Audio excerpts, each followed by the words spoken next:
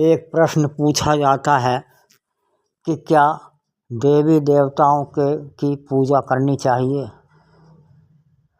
मेरे विचार से प्रश्न ये पूरा इस प्रकार होगा कि क्या देवी देवताओं के मूर्तियों की पूजा करनी चाहिए। मेरा उत्तर है हाँ, बिल्कुल करनी चाहिए, किंतु उस प्रकार नहीं जिस प्रकार की जाती है। जिस प्रकार की पूजा प्रचलित है वो तरीका गलत है। पहली बात तो ये है कि देवी देवता कौन है। देखिए, जो अच्छे लोग हैं, चाहे वो महिला है या पुरुष है, वो ही देवी देवता हैं। अच्छे पुरुष अच्छे देवता हैं, जो अच्छी महिलाएं हैं वो देवियां हैं।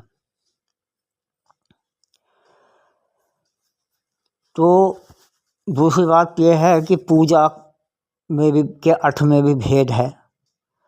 पूजा का अर्थ है सम्मान,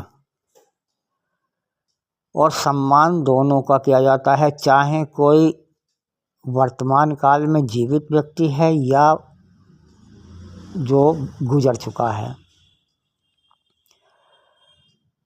जो व्यक्ति वर्तमान में जीवित है उसका सम्मान, उसकी पूजा सम्मान के रूप में किस प्रकार हो सकती है ये सब लोग जानते हैं।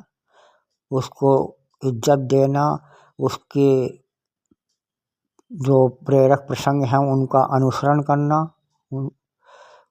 प्रेरणा लेकर उन जो वृद्ध हो चुके हैं, महापुरुष हैं, उनकी आवश्यकताओं का ध्यान रखना, उनकी सहायता करना, ये हुआ जीवित व्यक्तियों का सम्मान, जीवित व्यक्तियों की पूजा। और जो नहीं हैं, जो हो चुके हैं, भूतकाल में जा चुके हैं, उनका सम्मान होगा, उनकी पूजा होगी। उनके आचरण को अपने जीवन में उतारना, उनके गुणों का अनुसरण करना, उनके कार्यों का अनुसरण करना, ये उनके प्रति सम्मान होगा।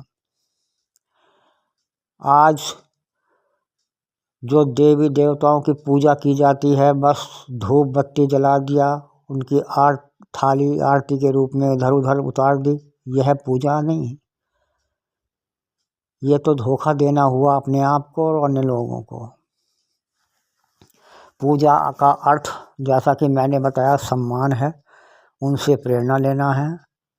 हम उनके चित्र अपने घर में लगाएं। जो देवियां हो चुकी हैं, काली देवी हों या दुर्गा देवी हों, इन सब ने पापियों को मारा है, अपनी रक्षा की है, समाज की महिलाओं की रक्षा की है, समाज की रक्षा की है। इनके चित्र बनाएं, अपने बच्चों को प्रेरित करें। बच्चा पूछेगा, छोटी बच्ची पूछती है, पिताजी ये किसकी मूर्ति है, किसका चित्र है। उनको बताएं, बेटा ये दुर्गा की मूर्ति है, इन्होंने इन राक्षसों का वध किया था, समाज की रक्षा की थी। आपकी इन कहानियों को सुनकर आपकी बच्ची में भी स्वाभिमान पैदा होगा, वो शक्तिशाली बनेंगी।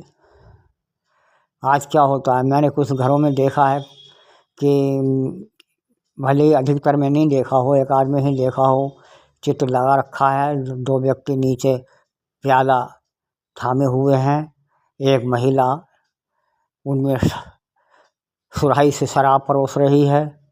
कोई नृत्यांगना के रूप में है, वो अर्धनग्न नृत्यांगना है, जिसको यदि आजकल की भाषा में लोगों की कहा जाए तो वो डांसर है, प्राचीन डांसर है।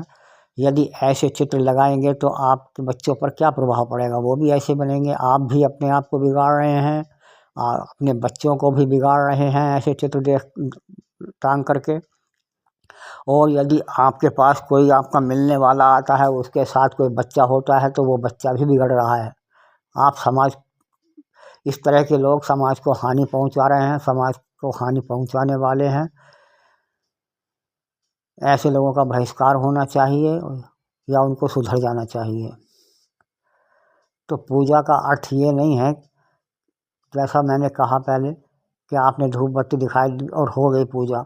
आपको इस बात का ध्यान रखना चाहिए, राम के चित्र लगाइए, कृष्ण के चित्र लगाइए, उनसे जुड़े प्रसंग को अपने बच्चों को सुनाइए, ऐसा नहीं है कि आपके बच्चे बस राम की आरती उतारना सीख जाएं, हनुमान की आरती उतारना सीख जाएं, उन्हें ये भी नहीं पता हो कि हनुमान संजीवनी बूटी किसके लिए